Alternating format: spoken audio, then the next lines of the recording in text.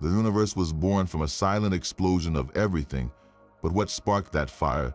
The answer might lie in a bizarre quantum trick, a process where particles vanish and reappear as if by magic, passing straight through solid walls of energy. This is called quantum tunneling. Could this tiny, fundamental quirk of reality be the secret key to the birth of the cosmos itself? By the end of this exploration, you will have a front row seat to 30 of the most creative and mind-bending theories physicists have conceived. We will see how a universe might bubble out of pure nothingness, how the Big Bang could be a quantum bounce from a previous cosmos, and how our entire reality might be a single note in a multiversal symphony. What does it feel like to question the very first moment of existence? The first theory begins with a profound emptiness, a state of pure nothingness. But in the quantum world, nothing is ever truly still. Heisenberg's uncertainty principle tells us that even a perfect vacuum is not empty. It is a seething, bubbling sea of potential. Energy and time are locked in a fundamental trade-off.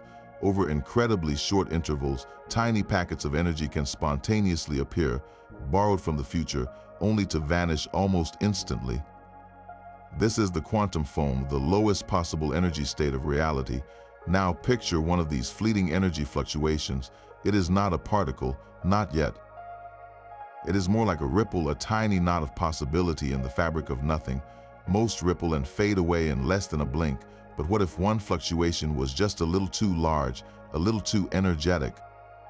It could find itself trapped on the wrong side of a potential energy barrier, like a ball that has rolled into a shallow dip but needs a mountain of energy to climb out.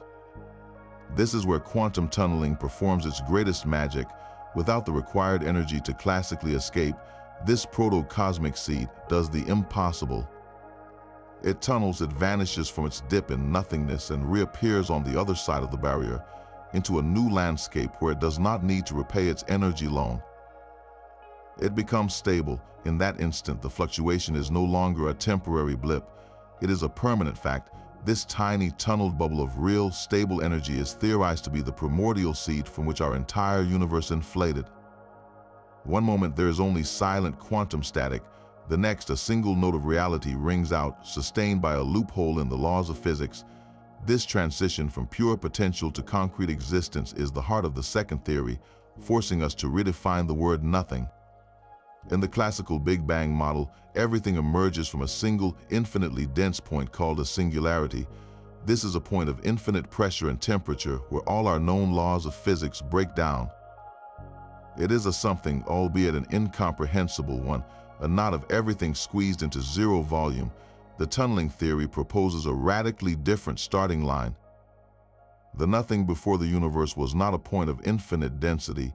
It was not even empty space, because space itself did not yet exist. Time was not ticking. This was a state of zero geometry, a complete absence of the stage upon which reality plays out. Yet it was not a true void. Quantum field theory tells us that what we perceive as empty space is actually a vibrant network of invisible fields. Think of them as an infinite, calm ocean, with every particle being a wave upon its surface. Before the universe, these fields still existed, but in their lowest possible energy state, perfectly flat and still. This is the quantum vacuum, a nothing brimming with latent potential, governed by probability and uncertainty. The quantum tunneling event was not a particle moving through space. It was far more profound. It was the entire system of fields making a transition. One tiny region of this featureless quantum landscape, through a random fluctuation, found a path, a tunnel to a different, more stable configuration. In that instant, the field rolled into a lower energy state, but in doing so, it released a colossal amount of latent energy. This release did not happen in space, it created space. The energy release became the fabric of spacetime itself, instantly inflating and cooling to form the hot, dense soup of the primordial universe. So the Big Bang was not an explosion in a pre-existing void. It was the sudden, radiant appearance of the stage and the actors all at once, triggered by a single, probabilistic jump from a state of timeless potential to a state of dynamic reality. This sudden release of energy from a field finding its true home has a name in physics, the Coleman-de Lucia instanton. An instanton is not a particle or a force, but a mathematical bridge, a precise description of how a quantum system can tunnel from one state to another. Think of it as the blueprint for the impossible jump. Physicists Sidney Coleman and Frank DeLucia applied this blueprint to the cosmos itself. Their theory suggests that before our universe, the quantum fields were not in their true, lowest energy state. Instead, they were trapped in what is called a false vacuum. Picture a marble resting in a small dip on the top of a very large, gently sloping hill. The dip is stable for a while, a false sense of security, but the marble truly belongs at the bottom of the hill in the deep, stable valley. That is the true vacuum. In the false vacuum state, the universe was filled with an immense latent energy, a tension waiting to be released. Classically, for the marble to reach the valley, it would need a big push to get it out of that little dip so it could roll down the hill. But in the quantum world, it does not need the push. Through quantum tunneling, it can simply appear on the other side of the lip of the dip, already on the slope. That is the instant in the tunnel through the hill itself.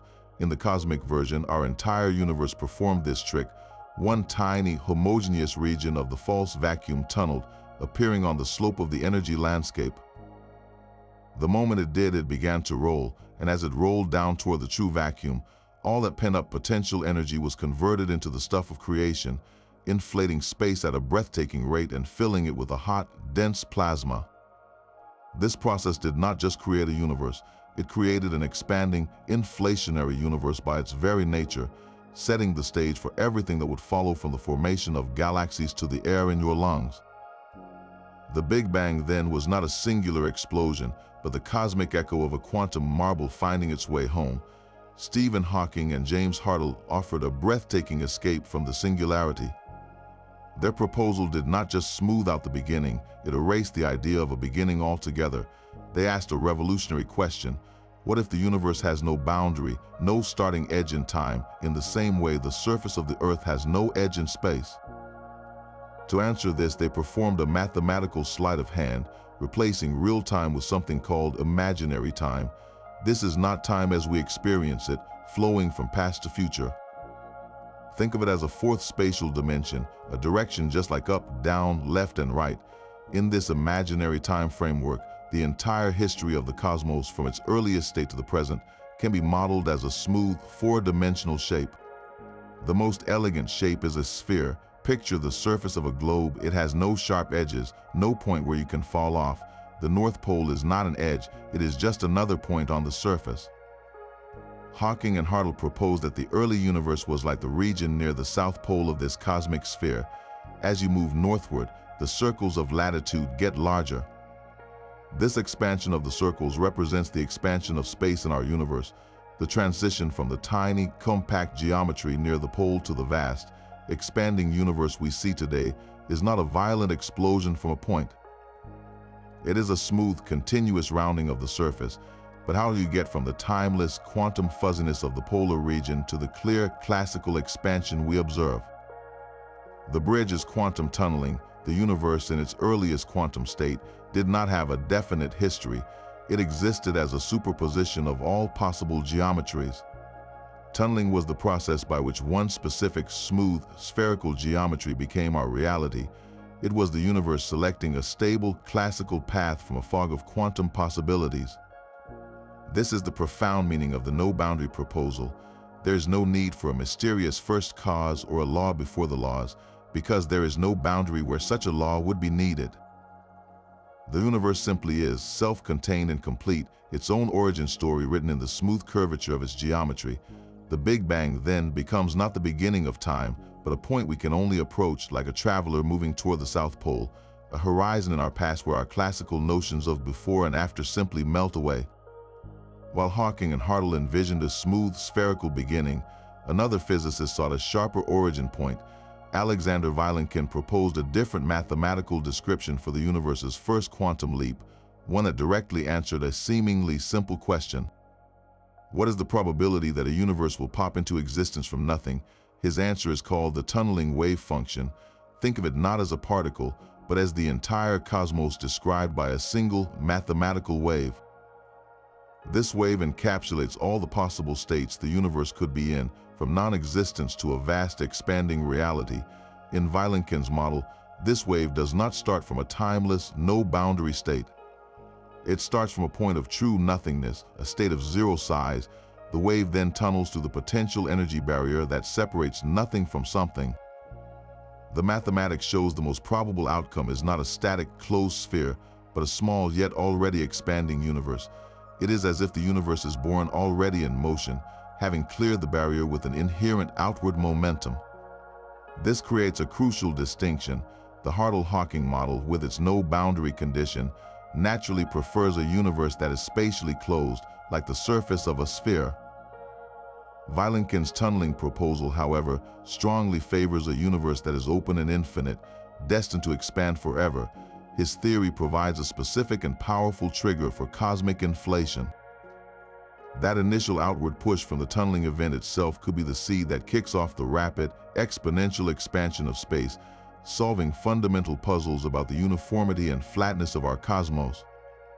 In this view, the Big Bang is not a graceful geometric rounding, but a definite quantum jump, a probabilistic birth into a state of relentless, infinite growth. But these theories share a common thread, a universe born in a single, isolated event.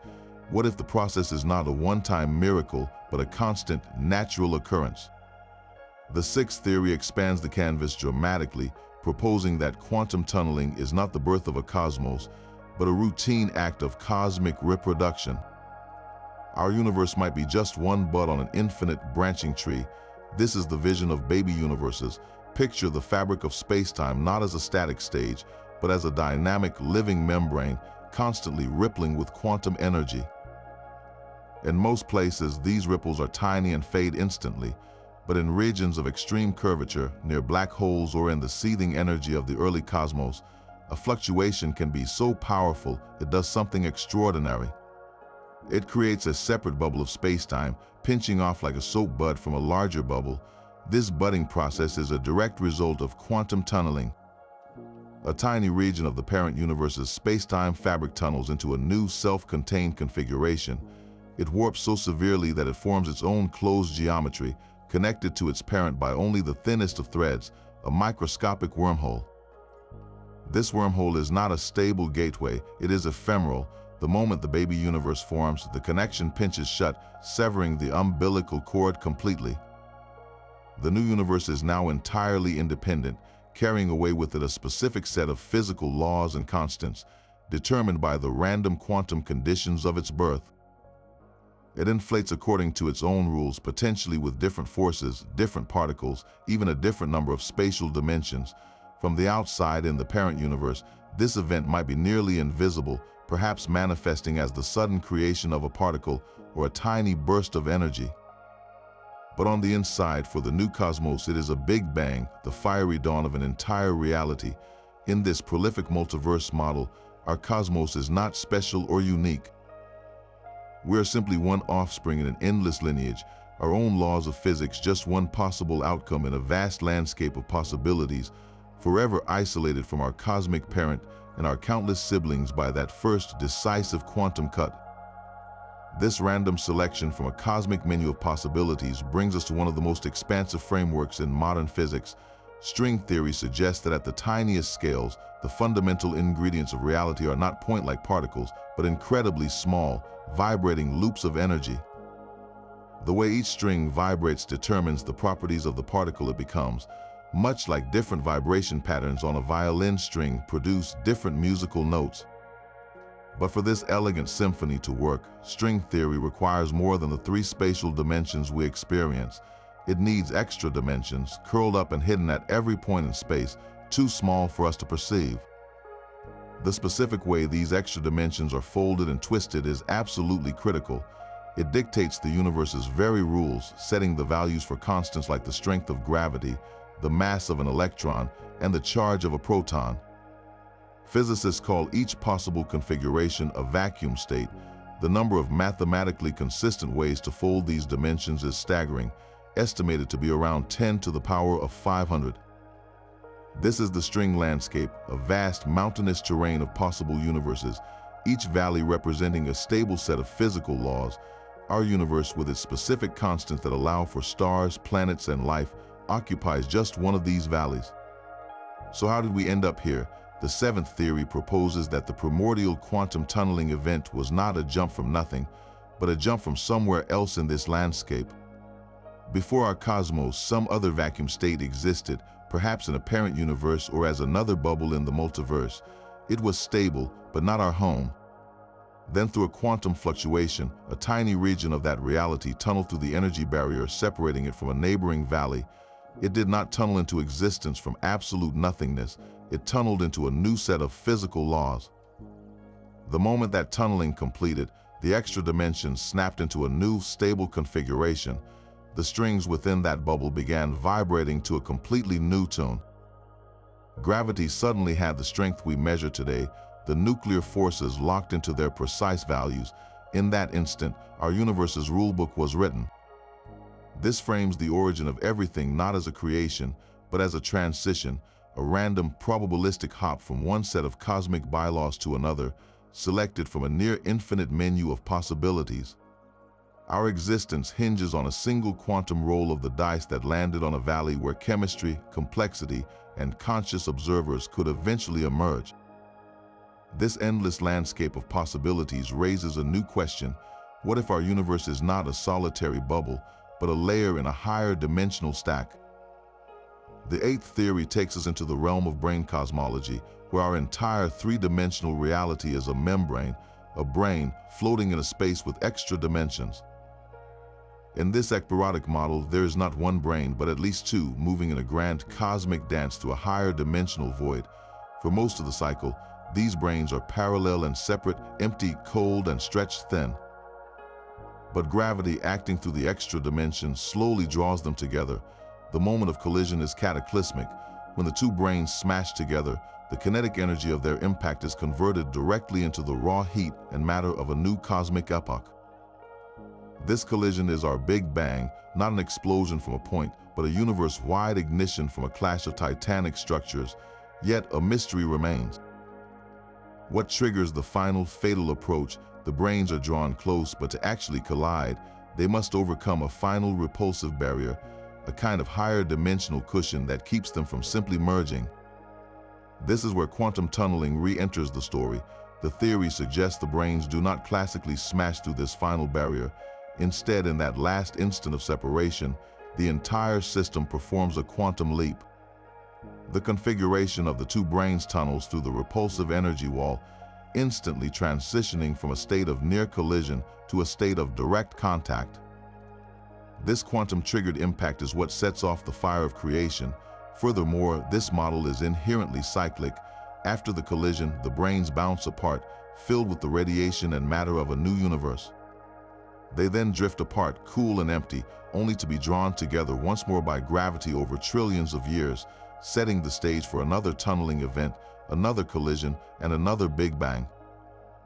Our entire cosmic history, from the first flash of light to the last dying star, is just one chapter in an endless, rhythmic saga of quantum approaches and fiery embraces. The endless cosmic cycle of colliding brains offers one escape from the singularity. But what if the singularity itself is an illusion, a mathematical mirage created by using the wrong tools to describe reality? This is the promise of the ninth theory, a vision born from loop quantum gravity.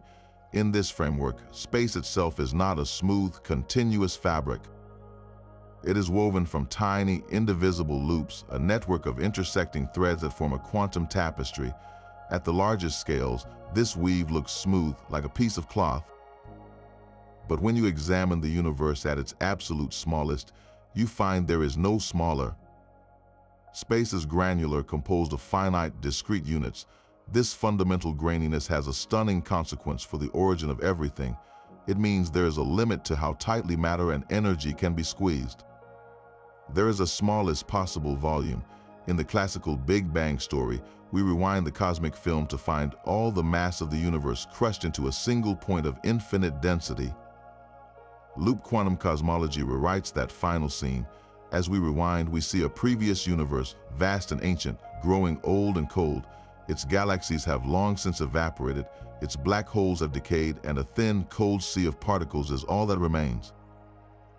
Gravity, relentless and patient, begins to pull everything back together. The cosmos starts to contract, In the old model, this contraction would accelerate uncontrollably, crushing everything into a dimensionless singularity. But in the loop quantum view, something different happens. As the density approaches the Planck scale, the graininess of space itself becomes the dominant force. The tightly woven quantum threads of geometry begin to push back. It is as if you are trying to compress a spring. At first it gives way easily, but push it to its absolute limit and a powerful repulsive force emerges, fighting against further compression. In the final moments of the collapse, this quantum repulsion becomes unimaginably strong. The universe does not crush itself to nothing. Instead, it reaches a maximum possible density, a cosmic minimum volume. At that critical point, the quantum geometry provides a probability, a chance to tunnel through the potential barrier of infinite density that classical physics predicts. The universe does not hit a wall and vanish. It performs a quantum skip. It tunnels from the state of ultimate contraction directly into a state of rapid expansion. This is the big bounce. The fiery beginning of our universe was not a birth from nothing, but a rebirth from the ashes of a previous cosmos. That primordial heat is not the first flame, but the recycled energy of a universe that came before, transformed and renewed through a quantum leap across the barrier of its own demise. The quantum bounce offers a comforting sense of cosmic renewal, yet the 10th theory presents a far more precarious vision of our origins, one where our entire existence rests on a knife's edge of probability. This is the vacuum metastability event. Our universe appears stable, its empty space a calm and enduring backdrop for stars and galaxies, but in the language of quantum fields, stability is a spectrum. A truly stable vacuum is the absolute lowest energy state possible, a cosmic bedrock. A metastable vacuum is something else entirely. It is a valley, yes, but not the deepest one. It is a comfortable dip on a mountainside, with a much deeper chasm lying far below. The walls of our valley are so high that escaping them seems impossible. We are trapped in what physicists call a false vacuum. The unsettling proposal is that our universe was born from the decay of just such a state. Before our cosmos, there existed a primordial vacuum of even higher energy. It was apparent reality, seething with latent power but fundamentally unstable. Then, somewhere within that seething parent vacuum, a tiny bubble formed through a quantum fluctuation. This was not a fluctuation of particles, but of the vacuum state itself. The field describing reality in that microscopic region tunneled through the colossal energy barrier, separating the high-energy vacuum from a lower-energy one. In that instant, the bubble of new vacuum was born. The moment it formed, the difference in energy between the old state and the new one was released in a cataclysmic fireball. This release of vacuum energy did not happen in space. It created space, inflating that tiny bubble at a speed far beyond light, rapidly cooling into the hot, dense plasma of our early universe. Our Big Bang then was not a creation from nothing, but a cosmic phase transition, like a supercooled droplet of water suddenly and violently freezing.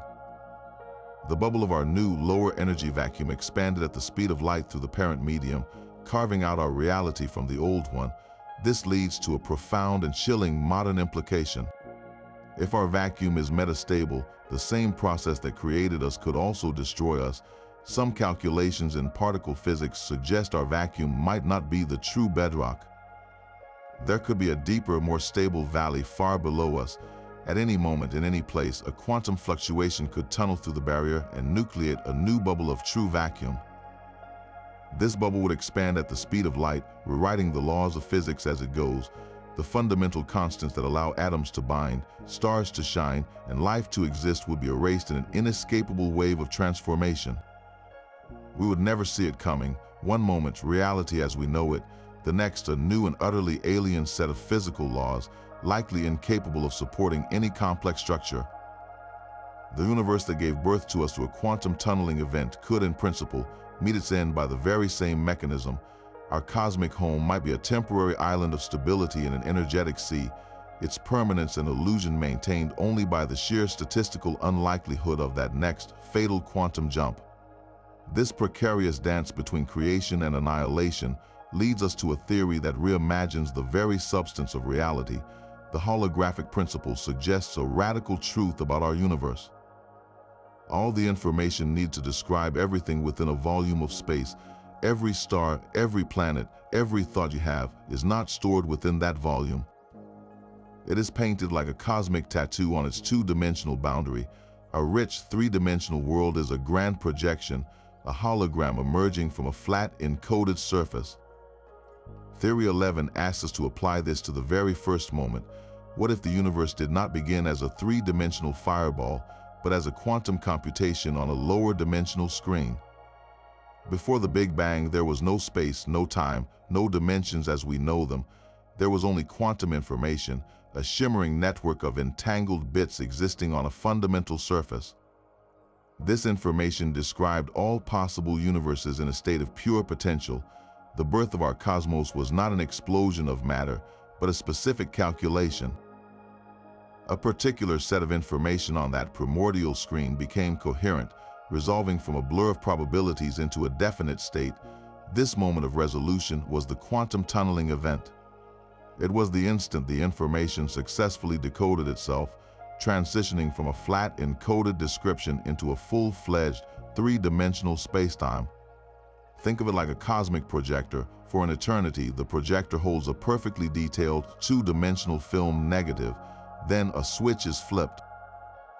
Light passes through the film and suddenly a vast, immersive, three-dimensional movie blossoms onto the screen.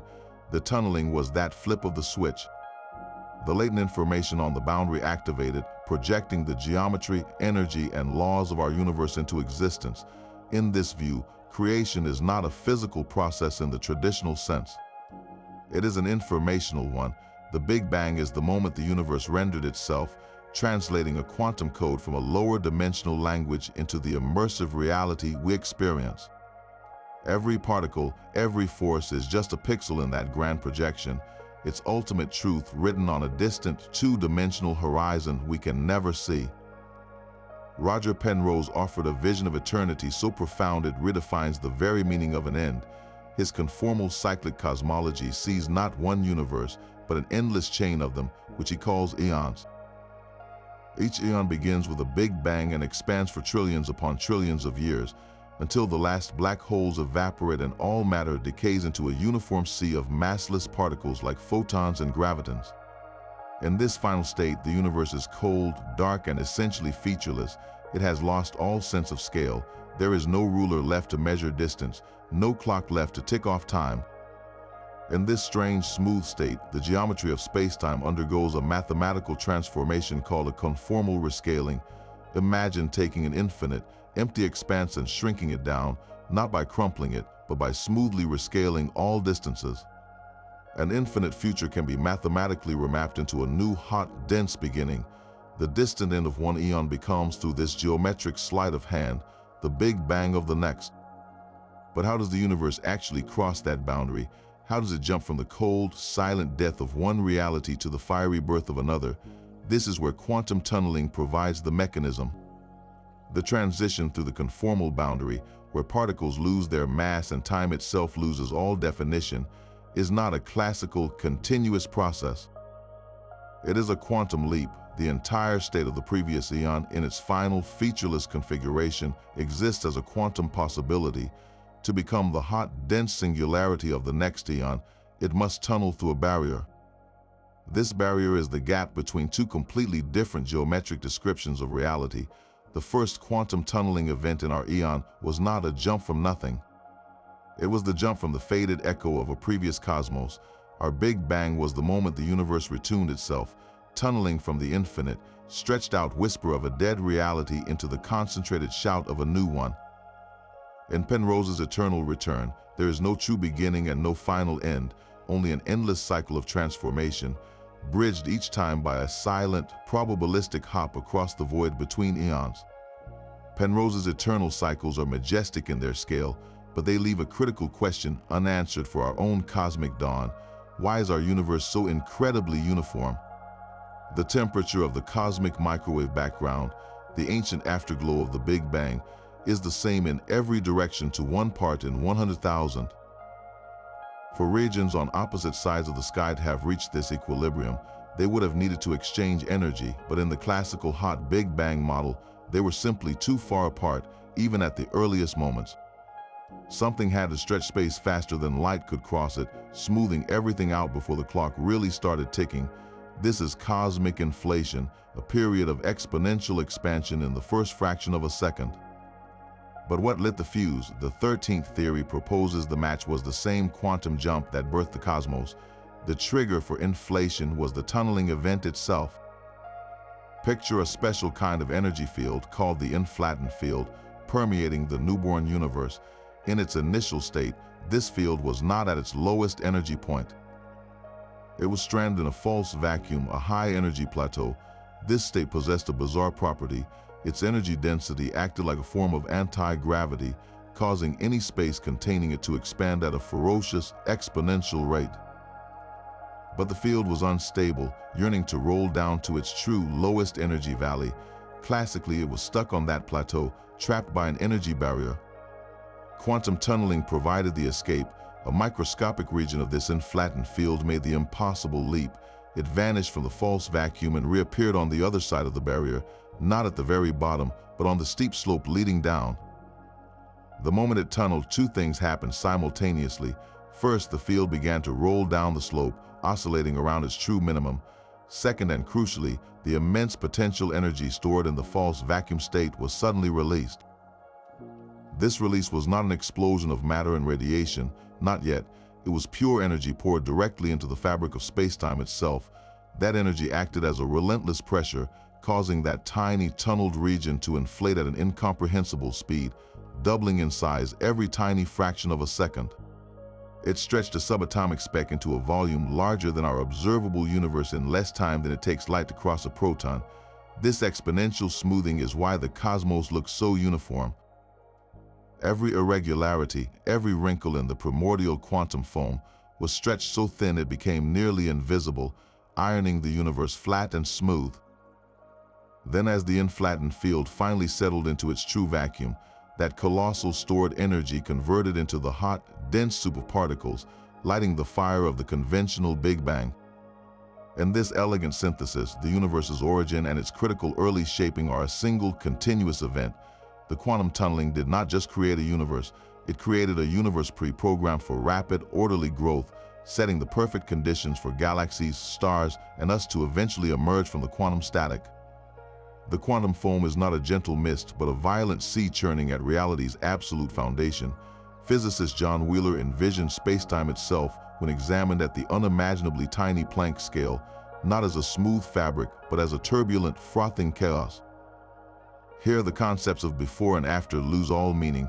Wormholes flicker into existence, linking separate points only to snap shut. Virtual particles and antiparticles boil up from the void in pairs, annihilating each other almost instantly. This is the quantum foam, the raw, probabilistic substrate of existence, where geometry is constantly being torn apart and stitched back together by random fluctuations. Most of these microscopic bubbles of distorted spacetime vanish as quickly as they appear, reabsorbed by the seething vacuum. But what if one did not? What if, against all odds, a particular fluctuation did something extraordinary? This is the heart of the 14th theory, where the universe is born from a bubble in the foam that refused to pop. Picture a pot of water just beginning to boil. Tiny bubbles form on the bottom, but most collapse immediately, unable to withstand the surrounding pressure. Only when a bubble reaches a critical size does it break free, rising to the surface and expanding. In Wheeler's quantum foam, the heat is the inherent energy of the vacuum, and the bubbles are temporary warps in spacetime itself. For a universe to be born, one of these Planck-scale bubbles had to achieve a similar critical mass. It could not do so classically. The energy required was far too great, and the forces crushing it were immense. So it cheated through quantum tunneling. This microscopic knot of spacetime geometry vanished from its unstable, frothy state and reappeared on the other side of a colossal potential energy barrier. It tunneled into stability. In that instant, the bubble was no longer a fleeting fluctuation. It was a self-contained, macroscopic region of spacetime with its own internal geometry, now large enough that the surrounding quantum foam pressure could not crush it. This newly stable bubble, inflated by the latent energy of its own creation, then began to expand according to the laws of general relativity. What began as a random subatomic hiccup in the foam became the seed for an entire cosmic history. Our universe in this view is not an island in a void, but a giant persistent bubble that nucleated in an eternal, frothing ocean of probabilistic geometry. Its Big Bang, the moment that one quantum fluctuation won the ultimate lottery and tunneled into permanence. But how can an effect precede its own cause? The transactional interpretation of quantum mechanics dares to ask precisely that. In this radical view, particles do not simply travel from point A to point B. Every quantum event is a handshake across time. When an electron is emitted, it sends out not one wave but two. An offer wave travels forward in time, exploring all possible paths to a destination. But it also sends a confirmation wave backward in time, from the point of absorption back to the source. Only when these two waves, one moving forward and one moving backward, find a perfect match do they complete a transaction. The particle's path becomes real, a self-consistent loop in time. Now scale this idea up to the cosmos itself. Theory 15 proposes that the universe's first quantum tunneling was not a spontaneous pop, but the closing of the ultimate deal. In the beginning, there was a potential and offer wave of existence emanating from the quantum void. This wave represented a possibility, a universe that could be. But for it to become real, it needed a confirmation. It needed a buyer. Astonishingly, the confirmation came from the future. The existence of the universe itself, its vast cosmic structure, its galaxies, its stars, and conscious observers like us, sent a confirmation wave backward through time. This wave from the far future traveled all the way back to the moment of origin and said in effect, yes, this reality will be consistent. It will come to be. That backward traveling confirmation wave provided the final piece needed to complete the transaction. It enabled the initial offer wave to successfully tunnel through the energy barrier, solidifying from a mere possibility into concrete reality.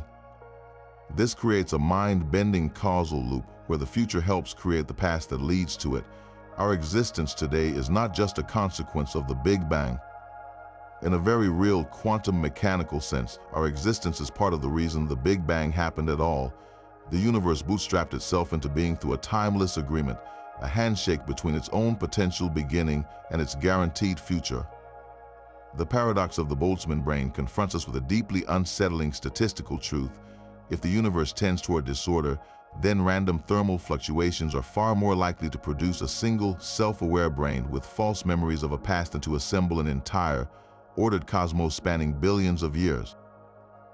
Given enough time in an eternal or static void, disembodied consciousnesses should vastly outnumber beings like us, embedded in a consistent, structured reality. Yet here we are observing a vast and ancient universe. This glaring mismatch between probability and observation is one of cosmology's greatest puzzles. Theory 16 offers a resolution anchored in that first quantum leap. The initial tunneling event was not a typical random fluctuation.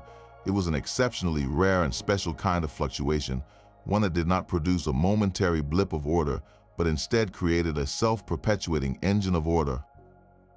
Think of the difference between a single, perfectly formed snowflake appearing in a warm room and a sudden, sustained blizzard that covers the entire landscape.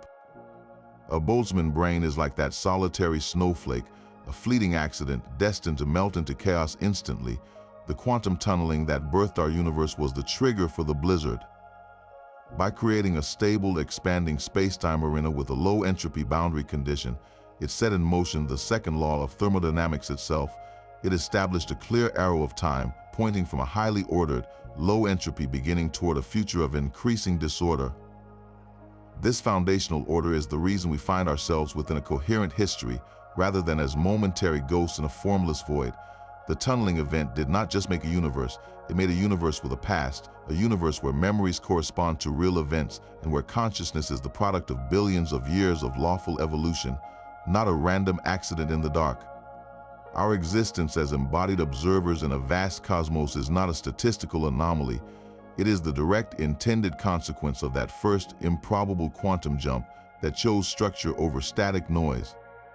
Perfect symmetry is a beautiful idea, but it is also profoundly featureless. In the earliest, hottest moments of the cosmos, the four fundamental forces we know today were not separate. They were fused into a single unified superforce, Gravity, electromagnetism, and the nuclear forces were indistinguishable, different facets of the same perfect gem. Matter and energy were also symmetric. Particles and their antiparticles were created and annihilated in a balanced, undifferentiated dance. This was a state of supreme unity, but also of sameness. For anything interesting to happen, for stars to form and life to arise, that symmetry had to shatter. Theory 17 proposes that the very first quantum tunneling event was the hammer that broke the gem. The universe did not tunnel from nothing into something chaotic. It tunneled from a state of perfect, boring symmetry into a state of beautiful, complex brokenness.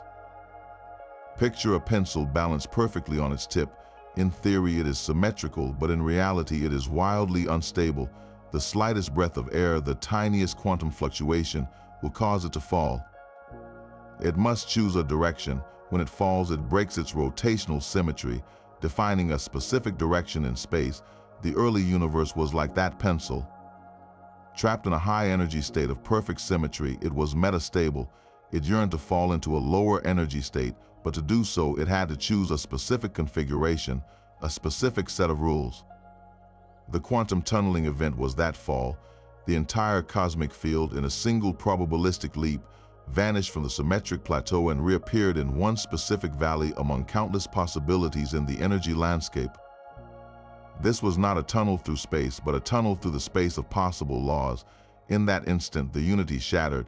The single superforce differentiated into the distinct forces we recognize. The perfect symmetry between matter and antimatter was ever so slightly broken, leaving a tiny excess of matter to build everything we see. The properties of every fundamental particle, their masses and charges, were frozen into place.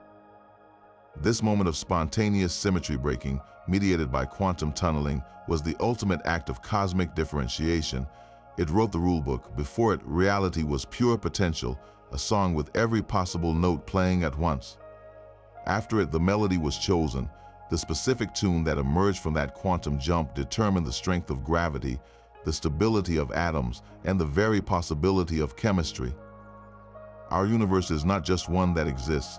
It is one that broke in a very particular way, and everything from the largest galaxy to the smallest cell is a consequence of that first decisive, asymmetrical leap. Symmetry breaking gave our universe its rulebook, but what wrote the rules in the first place? The answer might not lie in energy or forces, but in something more fundamental. Information. In the digital age, we understand that the most complex realities can be encoded in simple bits, ones and zeros. Quantum mechanics takes this a step further with the qubit, a quantum bit that can be a 1, a 0, or both at the same time in a state of superposition. It holds maximum potential information. Theory 18 suggests the cosmos itself began as the ultimate qubit. Before anything we would recognize as reality, there was a state of pure quantum information. This was not a particle or a field, but a cosmic scale qubit existing in a superposition of every possible universe, every possible set of physical laws, every possible history. It was maximum potential, a silent hum of unexpressed data. For a specific universe to emerge, this superposition had to end. The qubit had to choose a state. But it was trapped. The probability of it randomly collapsing into our particular, finely tuned universe is astronomically small, like a library collapsing into a single specific sentence. To make that jump, it needed a quantum shortcut. The first tunneling event was that shortcut. It was the moment the cosmic qubit vanished from its state of infinite potential and reappeared in a state of definite, actualized information. This process is called decoherence, where quantum possibilities solidify into classical reality. Think of it like a cosmic computer booting up. For an eternity, the system holds every possible operating system and every possible program in a state of simultaneous readiness. Then a trigger occurs. The system tunnels from that state of pure potential processing into one specific, stable operating mode. That trigger was the quantum leap. The moment the tunneling completed, the superposition collapsed. The information that defined our universe's geometry, its constants, its initial conditions, all became real. Spacetime itself is the hardware that emerged to run this specific cosmic software. In this view, the Big Bang was not a fiery explosion of matter, but the moment the universe rendered itself from a quantum code, transitioning from a state of maybe everything to the definite, breathtaking, something we now call home. This inevitable selection of a life-friendly universe presents a startling twist on the idea of a first cause. We exist in a cosmos with remarkably specific conditions. Alter the strength of gravity by a fraction or tweak the nuclear forces slightly, and stars would never ignite, atoms would never bond, and life as we know it would be impossible. The sheer improbability of this fine-tuning begs for an explanation. The 19th theory merges the vast cosmic landscape with a simple, self-evident truth known as the anthropic principle. It states that we can only observe a universe that is compatible with our existence as observers. It sounds almost trivial, but when applied to the quantum birth of everything, its implications are profound. Within the string theory landscape, with its 10 to the power of 500 possible vacuum states, the vast, overwhelming majority are barren deserts. There are universes that collapse instantly, or where forces are too weak to form atoms, or too strong to allow for anything but black holes. Stable, complex, long-lived universes like ours are incredibly rare gems in a mountain of inert rock. So how did we end up in one of these gems? The anthropic tunneling selection proposes that the primordial quantum jump was not a random roll of the dice across the entire landscape. It was a filtered event from the infinite sea of possible tunneling outcomes. Only those that resulted in a universe capable of eventually harboring conscious life could ever be observed. In other words, the fact that we are here to ask the question means the initial tunneling event had to select a very narrow, very special set of physical constants. There is no guiding hand, no cosmic designer in this view.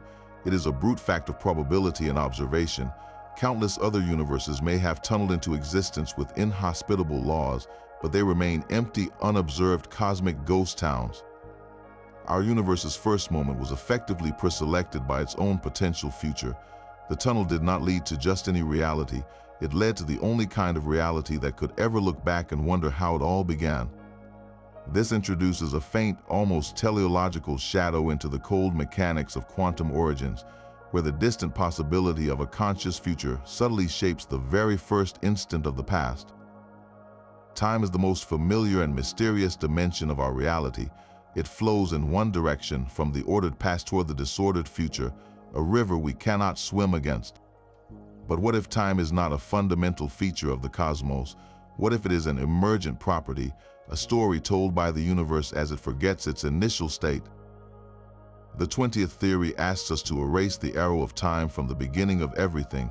Before the quantum tunneling event, there was no before or after. There was only a static, timeless quantum state, a frozen snapshot of all potential. In this view, time is not a pre-existing stage upon which the drama of the universe unfolds. It is the drama itself, and the curtain rose with that first leap. The tunneling event did more than create space and energy. It created a profound imbalance. It established the universe's first and most important thermal gradient, a fundamental difference between one state and another. Think of a perfectly still, lukewarm lake, uniform in every way. No currents flow, no heat transfers, because there is no difference from one point to another. It is timeless in its equilibrium. Now imagine a single, powerful spring suddenly bursting from the lakebed, pouring in hot water. Instantly, you have a difference. You have a source and a sink, a hot region and a cooler region. Currents begin to flow, carrying heat from the spring outward into the lake. The direction of that flow defines an arrow.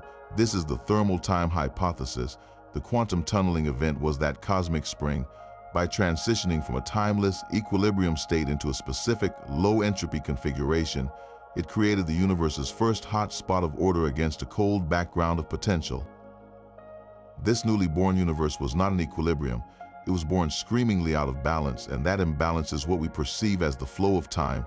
The relentless drive toward equilibrium, the scattering of that initial order, is the second law of thermodynamics in action. Causality itself, the chain of cause and effect that structures our reality, emerges from this thermal gradient. One event leads to another because the universe is relentlessly smoothing out the wrinkles imprinted by that first quantum jump. Our journey from the Big Bang to the present and onward to a cold, dark future is simply the universe remembering less and less about its spectacularly improbable beginning. We are not moving through time, We are witnessing time, which is the long, slow echo of a single, timeless quantum decision. Time's arrow emerges from a thermal gradient, but what if the fabric of reality is even more granular than we thought? Causal set theory proposes a universe built not from particles or fields, but from moments. Spacetime is not a smooth, continuous stage.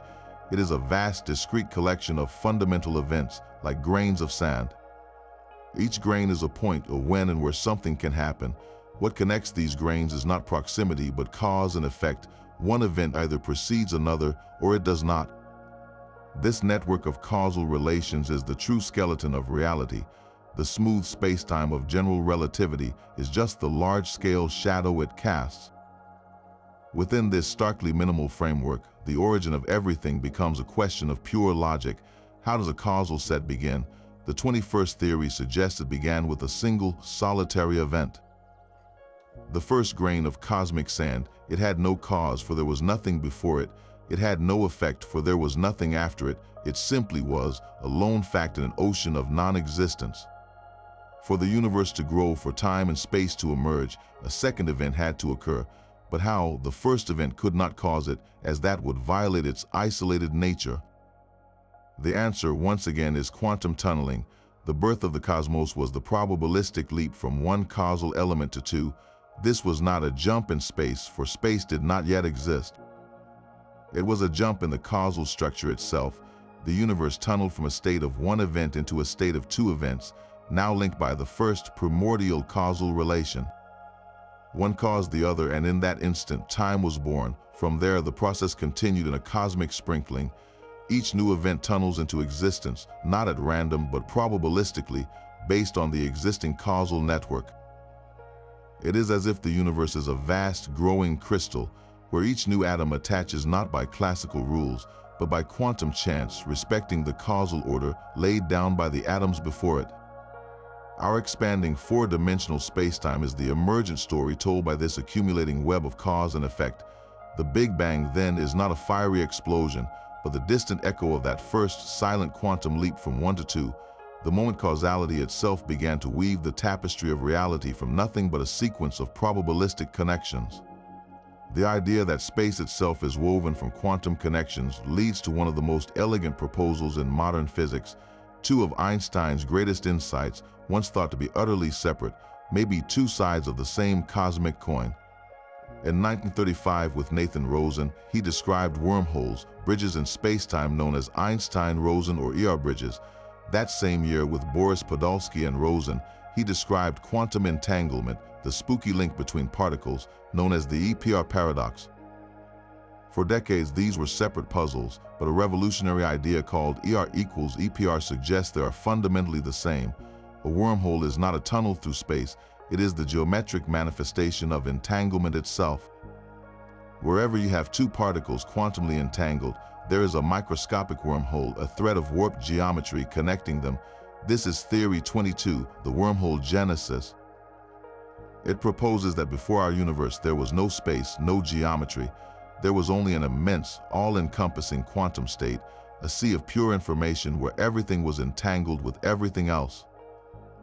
This was a network of potential connections, a web of spooky links with no physical structure to house them. The birth of the cosmos was the moment this abstract web of entanglement crystallized into geometry. The primordial quantum tunneling event was not a particle jumping a barrier. It was the entire system making a phase transition from a state of pure quantum information to a state of spacetime. The most entangled pair imaginable, the entire quantum state and itself, realized its connection as a wormhole. This was the first ER bridge, a self-contained loop of spacetime, a microscopic closed universe. But it was unstable, poised on a knife's edge. Through a quantum fluctuation, this tiny wormhole universe tunneled into a new configuration. It did not tunnel through space, it tunneled into a different geometric solution of Einstein's equations. In that instant, the closed microscopic wormhole transformed. Its throat, the narrow bridge, began to inflate at a ferocious rate. The interior of the wormhole ballooned outward, its walls stretching into an expanding, three-dimensional volume. What was once a thread-like connection became the vast arena of our cosmos. We are not outside the wormhole looking in, We are inside it. Our entire observable universe may be the inflated interior of a single primordial Einstein-Rosen bridge, born from the geometric realization of total quantum entanglement. In this breathtaking vision, the Big Bang is not an explosion in a void, but the moment quantum information decided to put on the costume of space and time, stitching reality together from the inside out with threads of pure connection. A universe woven from quantum connections hints at a deeper underlying logic. This logic might not be physical at all, but purely mathematical, a set of instructions running on a substrate we cannot perceive. The 23rd theory dares to ask a provocative question: what if reality is not a thing but a process? What if our cosmos is not a grand machine, but an immense, ongoing computation? In this view of digital physics, the fundamental substance of existence is not matter or energy, but information. Space, time, and the particles within them are not primary. They are the output, the stunningly realistic graphics generated by a cosmic-scale processor executing an unimaginably complex program. The laws of physics are not discovered, they are compiled. There are the consistent rules of the simulation, the algorithms that govern how information interacts. If this is true, then the beginning of everything must have been a startup sequence. The first quantum tunneling event was not a fluctuation in a field, but the execution of the very first line of code. Before that moment, the program existed in a dormant state. All the information describing every possible universe was there, like a perfectly written script sitting on a shelf, or a video game fully coded but never powered on. It was a state of pure potential, a cosmic software in standby mode. Then a trigger occurred, a base-level bit in the foundational system flipped from a 0 to a 1. This was not a physical event in spacetime, because spacetime was part of the program yet to be rendered. This bit flip was the quantum tunneling of the system itself. The entire framework of reality vanished from its dormant potential state and reappeared in an active, running state. It booted up. In that instant of computational tunneling, the processor began its first cycle. It initialized the variables, it loaded the initial conditions, the value of the gravitational constant, the strength of the electromagnetic force, the seed of quantum fluctuations that would become galaxies. It allocated memory, which we experience as the expanding volume of space. It began ticking through sequential states, which we perceive as the relentless forward march of time.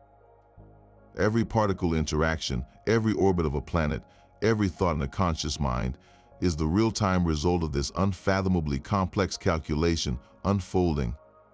The Big Bang then was not a fiery explosion, but the blindingly fast initialization of a cosmic runtime environment, a silent flip of a switch in the dark heart of a mathematical machine, bringing a universe of experience online from a library of silent code. A static wave function held the cosmos in perfect, motionless potential. This is the vision of pilot wave theory, where every particle has a definite, if hidden, position, steered through reality by an invisible wave that guides its path. Before anything moved, before time had meaning, the universe was this wave, a single, timeless quantum field describing every possible configuration of everything, all at once. It was a cosmic map with no traveler, a set of instructions waiting for a machine to power on. The first quantum tunneling event was not the creation of matter or energy, but the ignition of the engine. It was the moment the guidance wave itself began to change. Think of a vast, silent ocean under a windless sky, every water molecule in place, describing the potential for countless waves.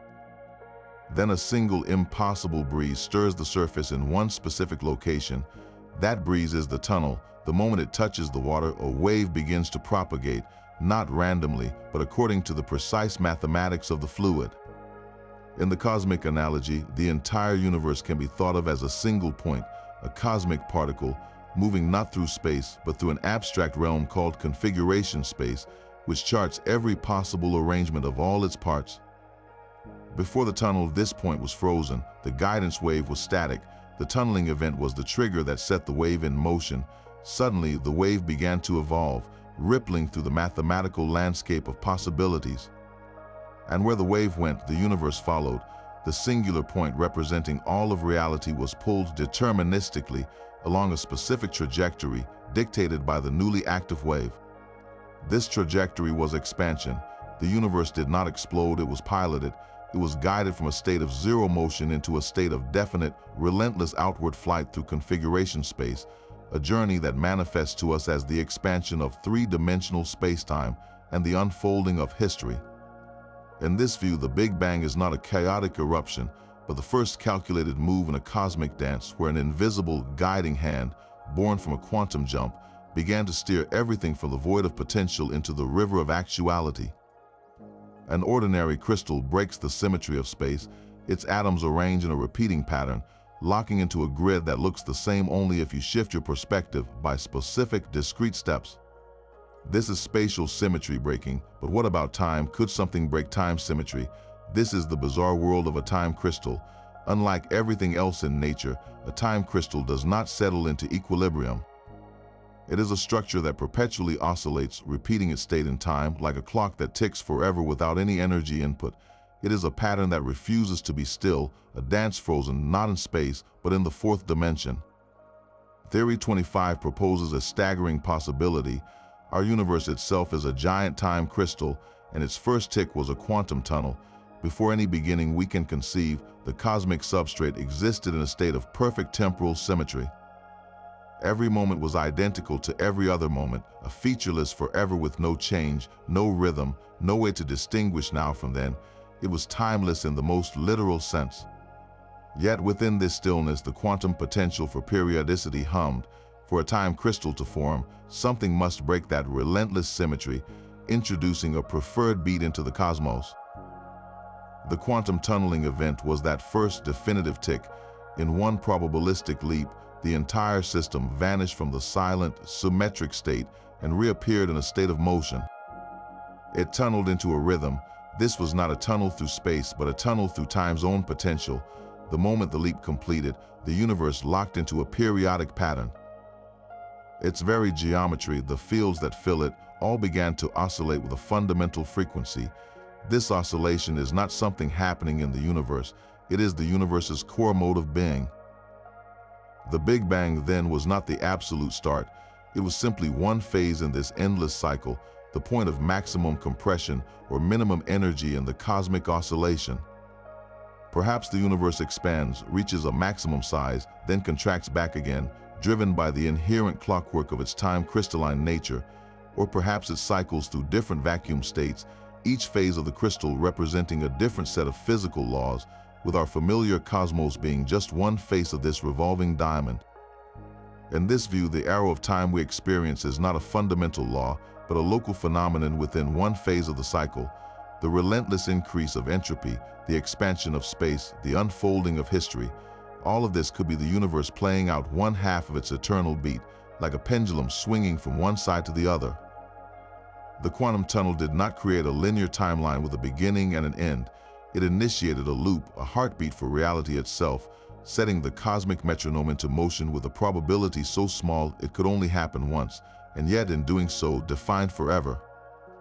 Neutrinos are the ghosts of the particle world, passing through entire planets as if they were empty space, but in the furnace of the first moments, conditions were unimaginably different. The density of the cosmos was so extreme that even these phantom particles could not escape each other. They were pressed together, trillions upon trillions of them in every microscopic volume, forced into a state no particle experiences today. Under such pressure, a profound transformation can occur. Individual particles lose their identity, merging their quantum waves into a single, coherent entity. This is a Bose-Einstein condensate, a state of matter where many act as one. Theory 26 suggests the universe began not with a field, but with a sea of these ghost particles. A primordial neutrino condensate, a single unified quantum object spanning the entirety of existence. This condensate was stable, but it existed in a false vacuum state, a configuration brimming with pent-up energy. For the cosmos to move, this frozen sea had to break. The trigger was a quantum phase transition within the condensate itself. Think of it like a vast sheet of ice, perfectly smooth and solid, covering an ocean. The ice is stable, but the water beneath holds a different, lower energy state. A single random molecular vibration can start a chain reaction, a crack that races across the entire sheet, shattering it. The neutrino condensate was that sheet of cosmic ice. A quantum fluctuation in one region caused it to tunnel through the energy barrier, holding it in its false state. In that instant, a microscopic domain vanished from the old configuration and reappeared in the new one. This was not a particle tunneling, but an entire phase of reality making the jump. The moment the tunneling completed, the phase transition raced outward at the speed of light. The condensate melted, and in melting, it released the colossal latent energy it had been storing. This energy did not come from a mysterious inflattened field. It came from the neutrinos themselves. In this model, the ghost particles were the inflattened. Their collective phase change poured energy directly into the geometry of space, causing that region to inflate with ferocious speed. As the condensate dissolved, the neutrinos regained their individual identities, becoming the elusive, barely interacting particles we detect today, their moment of cosmic unity forever behind them. This theory grounds one of the most abstract ideas in cosmology, the inflationary field, in the behavior of a known, if enigmatic, particle. It suggests the universe's first act was not the birth of something alien, but a dramatic change of state for the most abundant ghosts in creation, a silent sea that shattered with a quantum crack to make room for everything else. A single hypothetical particle could have been the universe's first architect. Grand unified theories propose that in the extreme heat of the cosmos's first moments, the electromagnetic and nuclear forces were not separate. They were fused into one superforce. Within this perfect symmetry, a special kind of defect could have formed, a topological knot in the fabric of the unified field. This is a magnetic monopole, unlike every magnet we have ever seen, which always has both a north and a south pole. A magnetic monopole would be a solitary pole, a source of magnetic charge that stands alone. It is a particle of pure north with no south, or pure south with no north. These particles are thought to be incredibly massive and stable, relics that could have survived from the universe's first split second. Their existence is predicted, but we have never found one, yet their theoretical power is immense. A single primordial magnetic monopole would not just be a particle. It would be a singularity of topology, a twist in the field so severe it creates a permanent scar in reality structure. This scar could have served as the ultimate catalyst. Picture the early cosmos as a supercooled liquid, ready to freeze but needing a speck of dust to trigger the crystallization. The universe's fields were trapped in a high-energy, symmetric state, yearning to tunnel into the lower-energy, broken symmetry state that defines our reality. But the energy barrier was colossal. A flawless, homogeneous field might have remained stuck forever. Enter the magnetic monopole. Its bizarre topology, its very existence as a defect, would have created a flaw in that perfect homogeneity. Around this microscopic knot, the surrounding fields would be strained, distorted, and under immense tension. This distortion could have dramatically lowered the energy barrier needed for a phase transition. In essence, the monopole scar provided a weak point, a ready-made nucleation site. Then, through quantum tunneling, the fields in the immediate vicinity of the monopole made the impossible jump. They vanished from the old symmetric state and reappeared in the new, broken one. This bubble of new vacuum would have instantly begun to expand, its boundary propagating outward at the speed of light, catalyzed by the monopole at its heart. The monopole did not cause the tunneling through force, but through opportunity. It was the cosmic seed crystal around which all of reality crystallized. In this theory, the Big Bang was not a spontaneous eruption from a perfect void. It was a triggered event, a phase change initiated by a topological flaw left over from the era of perfect unity. Our entire universe, in all its complexity, may have flowered from the quantum distortion surrounding a solitary, lonely particle with only one magnetic pole. The line between observer and observed may be the most fragile in all of physics. In the quantum world, a particle exists in a blur of possibilities until it is measured, at which point its wave function collapses into a single, definite reality. This raises a profound and deeply unsettling question. If observation defines reality, what observed the first moment of everything? Theory 28 ventures into this speculative frontier, proposing that consciousness itself is not a late arrival in the cosmos, but a foundational ingredient. Before our universe, a proto-conscious field may have existed in a state of pure potential. It was not a mind as we know it, but a fundamental capacity for experience. entangled with every possible configuration of a cosmos. This field existed in a superposition, dreaming of all possible universes at once. For one specific universe to become real, that dream had to end. The infinite potential had to narrow into a single, concrete storyline. This is where the analogy to quantum tunneling becomes essential. The collapse of a wave function is not a gradual process. It is an instantaneous jump from a state of many possibilities to one actuality. It is a transition that mathematically shares key features with a tunnel through a probability barrier. In this radical view, the birth of our universe was that collapse on a cosmic scale. The proto-conscious field, in a state encompassing all possible beginnings, performed an act of primordial observation. It looked upon its own potential.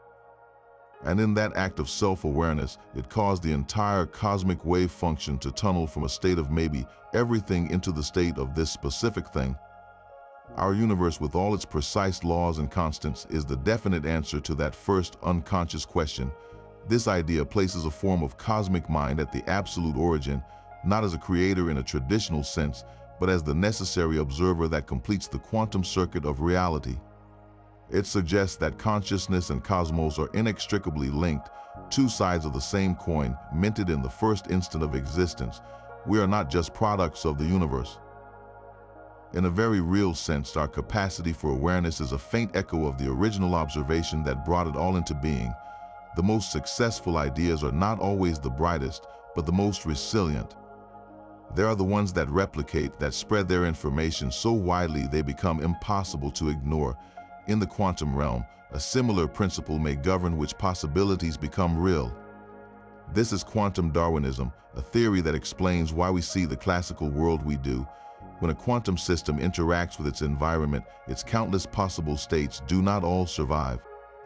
Only the states that can redundantly imprint their information onto the environment by scattering photons, vibrating atoms, leaving multiple copies of their signature, are selected. These are the states we measure. The rest fade into obscurity, drowned out by the noise of reality. Now scale this principle up to the ultimate beginning. Before our cosmos, the quantum foam was a superposition of every possible universe, every possible first configuration.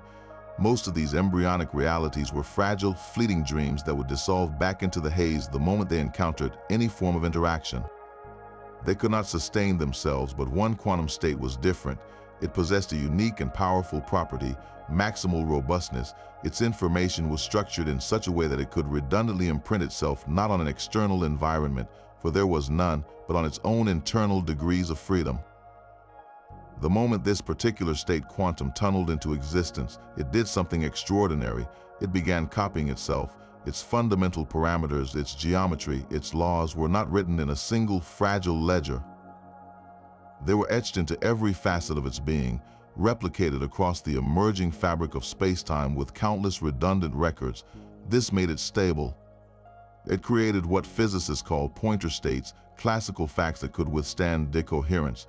In the chaotic birth of everything, this universe was not the only possibility to tunnel.